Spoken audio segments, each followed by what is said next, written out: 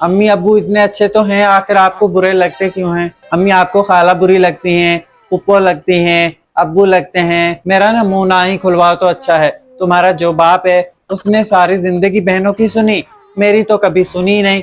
तुम्हारे पैदा होने से पहले ना तुम्हारा बाप मुझे कुछ नहीं देता था। तुम्हारी फुप्पो जो है ना वो सिर्फ दिखावा करती हैं। अच्छा, ऐसे ही होता है दिखावा। रही बात तुम्हारी खाला की, उसने मेरे साथ कभी सच्चाई नहीं की।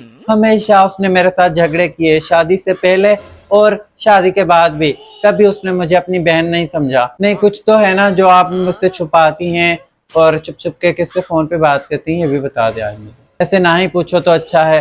तुम ना कुछ शर्म कर लो, मैं तुम्हारी माँ हूँ। तुम मेरे ऊपर ना इल्जाम नहीं लगा सकती। तुम्हारा बाप भी ऐसा था, तुम भी ऐसे ही हो गई हो। अम्मी, इसमें ना शर्म वाली कोई बात नहीं, मैं बस पूछ रही हूँ, मुझे बता। बस तुम ना हमेशा मुझे रुलाती हो, मुझे तकलीफ में देखना चाहती हो।